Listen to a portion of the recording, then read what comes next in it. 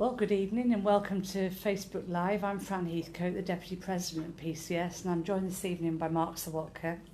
This is obviously the first time we've met since the ballot result was announced, and clearly there will be a sense of disappointment. I think, though, it's important that we have that discussion and we get an update on where we are, what are the next steps, how we're going to move forward. I think we'd all want to recognise the fantastic effort made by our reps across PCS and the unprecedented levels of activity that we saw during the pay campaign.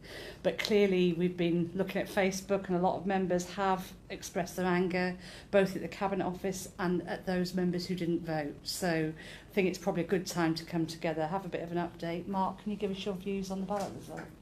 Okay, thanks, Fran, and good evening to everybody. Well, I think the first thing to say is that we were disappointed at the result. Clearly, we put an awful lot of effort in. We'd seen more activity in the union than we'd seen in many, many years. And we were disappointed we didn't get over the 50% threshold. But we also had an enormous sense of pride in the union, because what we did show the Cabinet Office is that 85% of people who voted for sustained strike action. That is by far and away the biggest vote for a strike in the union's history. And we were proud of not only the members who voted and our reps and our staff, because we worked together in a fantastic team effort to overcome some difficult hurdles. But we're also very determined, because I think what we have to say is that this is a temporary blip.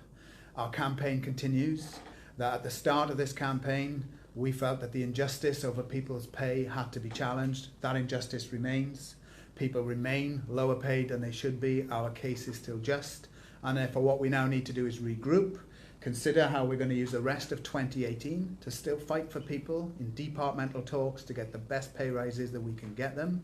That we need to continue our fight legally against the government's unjust laws that have been preventing people taking industrial action this year.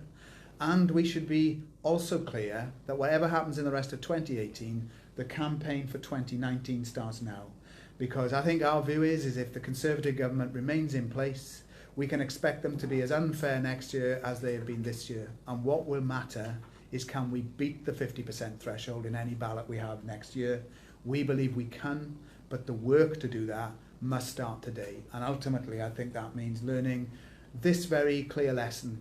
58% of members didn't vote. We need to understand why they didn't vote, how we can ensure they do vote next time. And the real key message of that is that this ballot tells us in parts of this union we're brilliantly organised. We've had turnouts of 70, 80% in some parts of the union. But there's other parts where we need to do much better, and we need to identify them and put the resources in now to work with people on the ground to ensure if we ballot next year, we won't just get an 85% yes vote in a strike, but we will also get way more than the 50% the law now requires. Okay, thanks, Mark. Can I ask, if you're watching this on Facebook tonight, that you share the event and submit your questions? We know we're getting quite a few people watching. We're already getting a number of questions in, but clearly if you've got questions or comments, it'd be really helpful if you submit those and share this event on Facebook Live, and then we can get as wide a range of views as possible. I want to start off with some of the questions that we've already received. I think probably this question, although it's quite long, probably encapsulates a lot of the views that have been expressed on social media. So I'll read it out. It's from Sharon Osborne in the DWP, who says, "I am very disappointed to see the result of the vote, especially with the recent news that other public sector workers, teachers, prison officers and armed forces are all having pay increases, whilst yet again DWP is one of the biggest public services, and yet again we're being discriminated against, whilst rolling out one of the biggest changes in welfare reform since 1945 with the Universal Credit Full Service, with increased pressure put on all staff to work full-time for a period of 4 weeks with 3 weeks training and a further week travelling to and from a site that has rolled out. I've worked in this department since 1980. I left in 94 to raise a family and returned via a recruitment process in 2000. When I left in 1994, I was an EO on the max. On recruitment, I commenced as an AO on the min, and I have over 32 years service between both periods. I'm now an EO once again on promotion in 2011, yet I'm still not on the max. New recruits, some having as little as 1 year's service, are still receiving the same rate of pay as me now, yet as well as undertaking my job role, I have to mentor and coach them, and yet they receive exactly the same pay. Where's the fairness in that? To add to that, Paul Baker says he's disappointed with other union members who are clearly happy with their poor wages, so couldn't be bothered to vote. As far as he's concerned, the pay campaign is over, and as we're fast approaching 3 years of dispute over travel time, I'm wondering if now's the time to save on my union fees. And I think it's important that we give a clear answer to both of those points. So, Mark, I don't know if you want to come back on some of that. Okay, well, thanks to Sharon and Paul for the questions, and in many ways they encapsulate many of the comments that I've seen over the last couple of weeks. A lot of anger and disappointment, and people wondering, how we can now move forward. So first of all, to Sharon, I started work also in the DHSS as it was then in 1980, and I fully empathise with the points that Sharon makes. And I think the first thing we have to stress is this, that people's anger and people's annoyance at the injustice, we want that anger to remain, and we want people's annoyance to remain, because we can't let this setback with our national vote make us give up. Our anger should be directed at Theresa May and the government, because as Sharon points out, we tried to say in this campaign that Theresa May was singling her own workforce out to be treated worse than anyone else. And if anyone needed the proof of that, it was the day after our ballot results, because what the government confirmed with the public sector pay review body reports is, even though they were not generous by any means to other public sector workers, we have been treated worse than anybody else.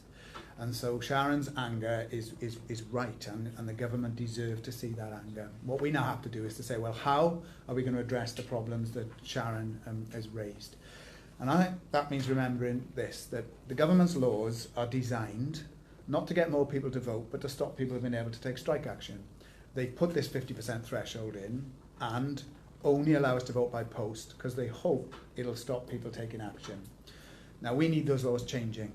And that means that we are campaigning now and taking legal advice on whether we can challenge the government's restriction on balloting, because we have absolutely no doubt at all that if people could have voted in work and online, we would have smashed the threshold. We wouldn't have got 51%, we would have got 70% plus in this vote. So we must get the law changed to allow people the same democratic right that they can exercise in any other form of life, either to vote in a ballot box or to vote online as well as on post. But also, Sharon, we're not giving up. All that's happened at this point is that the government's laws mean we can't have national strike action. But we are meeting tomorrow in this building at PCS headquarters with our negotiators from DWP and every other part of the union, because we're now into that detailed phase of negotiations with each employer. And we will be talking to our reps to ensure that we can still go to those employers and raise our concerns.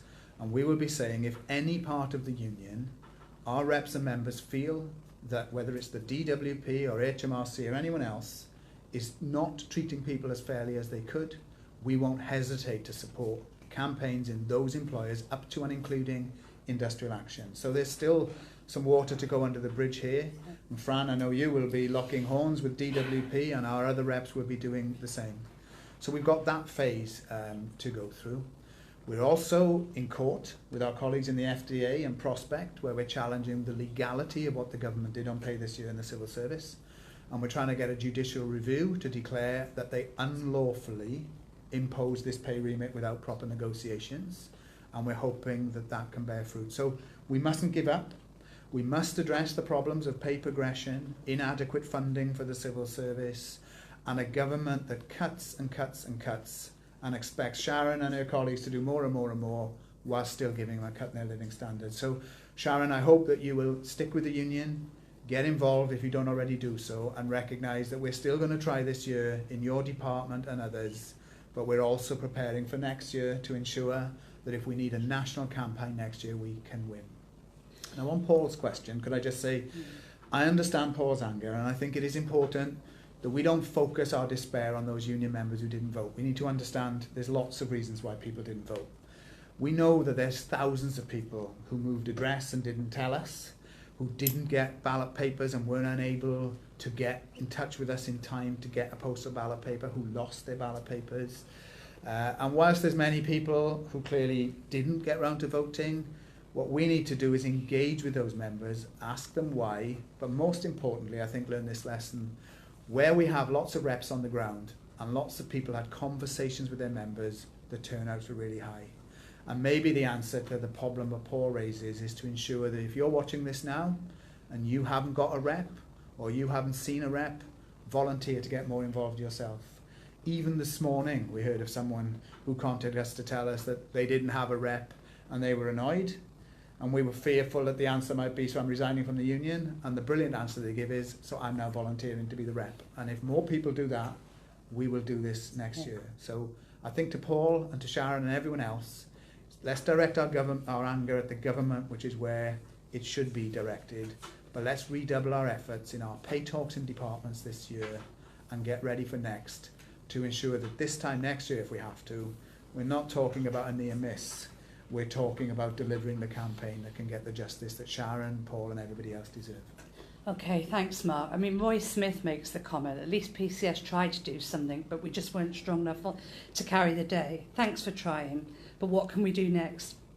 And he goes on to say that he thinks joint action with other unions is the way to go, that the go-it-alone approach doesn't work against the current government. I don't know if you've got comments on that in terms of the other unions. I think two things. I mean, we've always believed that action with other unions is the best. Of course, the problem is if no one else has reached that conclusion, or as we saw this year, the government treats other people more favourably than us. Yeah. Of course, sometimes you just have to try your best. And I don't take from this ballot that going alone doesn't work. What I took from this ballot was with a bit more organisation on the ground and a fairer method of balloting, we could have won this vote, and actually we could have had the potential to win a better pay rise. But I think what is positive is that even though this ballot we were on our own, we have seen in recent weeks that we've started working with our colleagues in Prospect and the FDA. We've already been working with our colleagues in the Prison Officers Association and other unions, and we are jointly challenging the government in court with other civil service unions. And I hope that's the beginning of a closer working process with other civil service unions to ensure that if we can't overturn this unfairness in departmental talks, that any campaign next year, we do work closely with other unions as best we can. But I think ultimately, sometimes if others don't see it the same way as us, you have no choice but to stand up on your own. I think it's right that we did that this year. And based on everything we've learned, I know, Fran, you share my confidence that if we do have to do this next year, we will get a better result. Yeah. We've got a couple of questions regards to the data that obviously the unions gathered, but also the data that ERS has gathered. Peter Williams says, can you identify areas where voting rates were low? And Stephen Griffiths said, will we find out group by group what the turnout was? Yes, I'm happy to confirm that we are talking now to ERS and we are expecting to get a breakdown of how our groups voted and how our employers, members in different employers voted. And tomorrow night we're meeting our senior reps from all departments, and I'm hoping that by the end of the week we will have been able to issue negotiating guidance to every group of the union, and we will be able to give those groups their own results as to how they did. And obviously our groups then will look at those and actually consider how best that they can use that moving forward. We also have a lot of data from where members told us they had voted, and we are going to, over the next weeks and months, have a very detailed analysis of that. And the purpose of that analysis is to ensure that as we move forward, we can put the resource and the support in where it's needed to do better, rather than thinly spread a resource everywhere. And I can tell you already that we know some branches of the union, we look like we've had turnouts that are 70 to 80% based on what members have told us. And in other areas, it looks that it's a lot weaker. So the key for us now has to be maintaining the good standards in our best branches and groups and giving extra support to those to build on what they've done. And all of that work is going to be taking place over the next weeks and months, and we will use every bit of data we've got, including, can I say, from the 51,000 telephone calls that you and others made, Fran, all of us made as a team, where we spoke to members directly. All of that is going to be used to ensure that this time next year, that we use all of that to produce a threshold busting vote in favour of action if the government tries to treat us unfairly again. Okay, thanks Mark. And clearly there's a whole range of methods there that we can use in terms of trying to improve our organisation in the months ahead. Stephen Griffiths goes on to ask, what do we say to members who believe that the campaign has come too late and we should have been striking when austerity measures first came in? I don't know what you would say to that.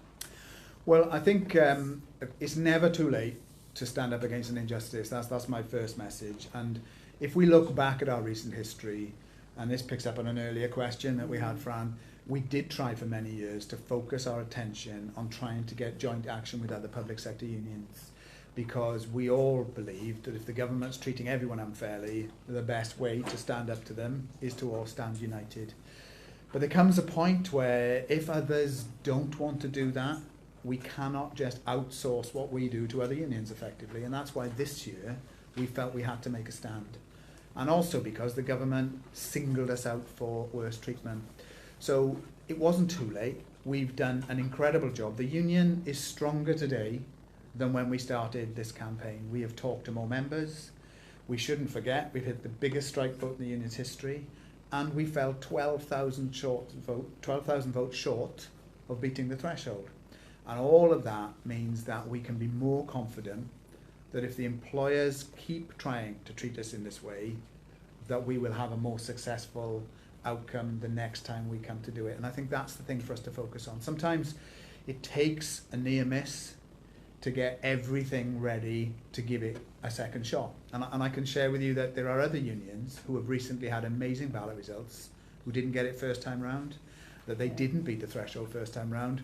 They learnt the lesson and then produced a stunning vote second time round. And if that's what we have to do, I think we're all committed to do that. Yeah, okay, thank you. Caroline Richards asks, can we challenge the legality of the Trade Union Act? And I think that's a question a lot of people have been asking. Yeah, I'm really glad we got that question, because the Trade Union Act, and we can never say this too much, these are the most undemocratic, restrictive laws on any trade unions in Western Europe. And they are outrageous.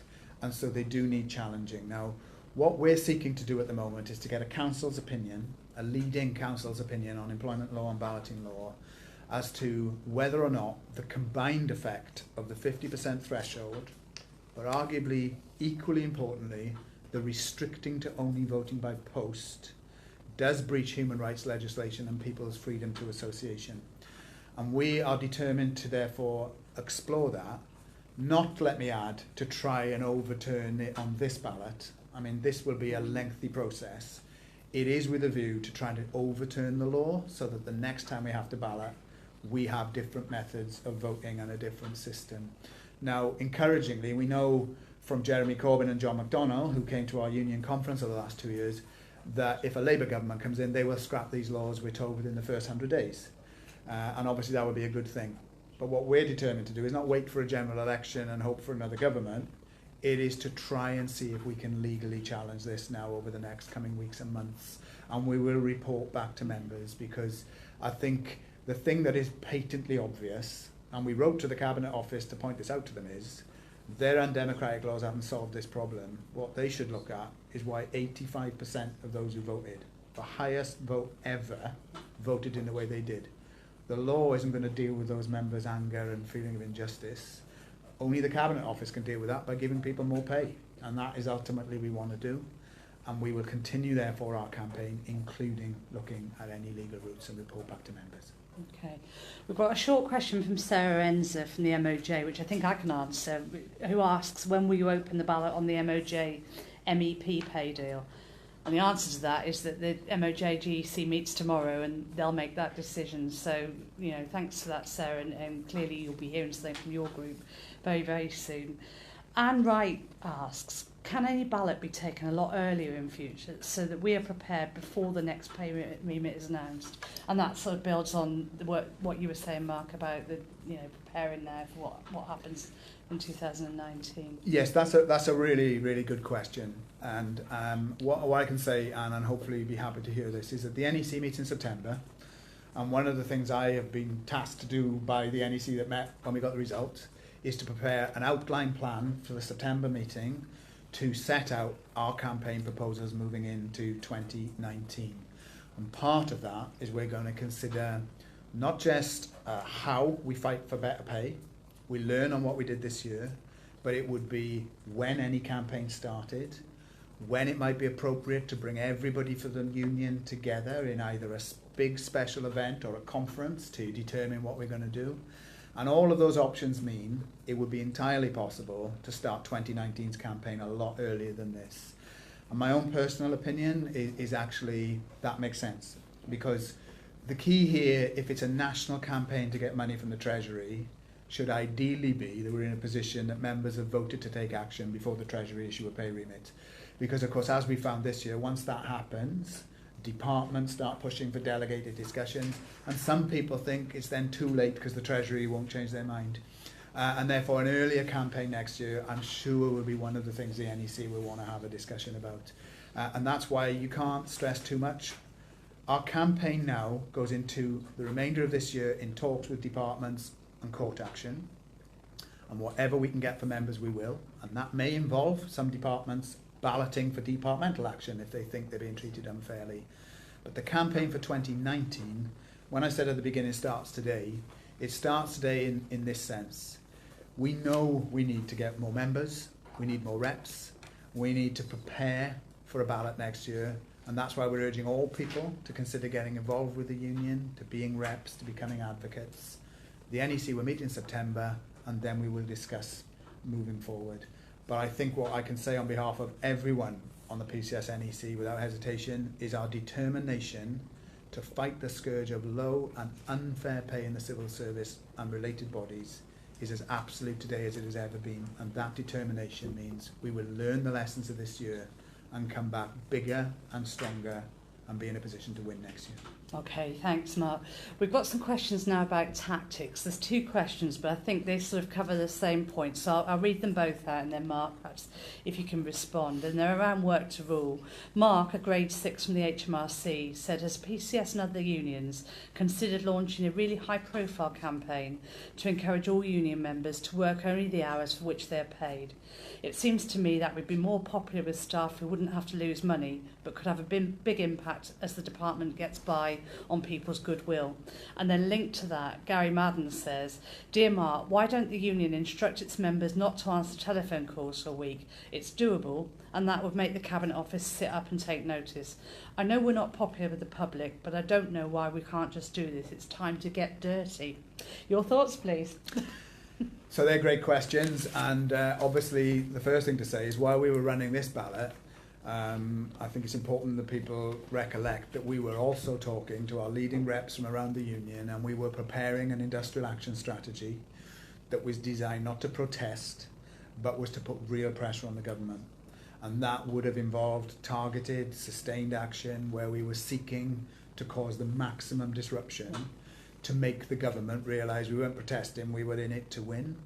And the type of tactics that have been raised there were ones that we would have considered, and indeed we were thinking about whether we would run supplementary ballots in some areas that could have been around work to rules if our reps told us that could have been particularly hard-hitting and effective. So I think the thing to say here is that the national action now we can't take because we didn't achieve the legal threshold. But the departmental talks are now about to hit full swing. And of course, our negotiators will be locking horns with the departments. And if we feel the departments are not doing everything they can do to address our pay situation, we will be supporting our groups. And those groups may well decide that they want to consider ballots for action, work to rules. Or indeed, we may decide that as part of preparing for next year, we will look more closely into the variety of industrial action tactics. So these are important suggestions, and I don't know which departments the question has come from, but what I would assure everybody is when we have departmental pay talks, our groups will report back to members what's happening. And if in any of those we think that we need to do something to fight for better, we will consider all of these points in our departmental groups. Okay, thank you. The next sort of bunch of questions are all about what we can do to challenge what's happened. Michael Wright says, can the 50% threshold be challenged? We've also got questions around, do we have a case for discrimination when the same civil servants doing similar work in Scotland were given a pay rise? Other public sector workers have also had pay rises agreed, but others haven't, which is just unfair. It's clear discrimination. Even pensioners got a 3% pay increase this year. Jennifer says, can you tell us more about the judicial review? And Jamie from the MOJ says, is there anything we can do about the 50% threshold, which seems so unfair? So I don't know if you want to take those together. Okay, so the threshold is clearly unfair. What we're doing there is we're taking lead counsel's advice on whether we can bring a legal challenge. And our legal challenge will focus on the threshold, but probably more likely to produce sort of fertile ground is whether restricting people's ability to only vote by post actually interferes with their human rights and their freedom of association. And the case we want to bring there is that if people could vote in ballot boxes, online, telephone, as well as post, the result would have been different. And so we are exploring the possibilities of a legal challenge. And I want to tell people I raised this with the TUC last week when I met the TUC. The government is supposedly progressing pilots on electronic balloting. It's all gone quiet. And we are working with other unions also to see whether or not there's an appetite to collectively challenge the government. So that's what we're doing legally about the ballot thresholds themselves.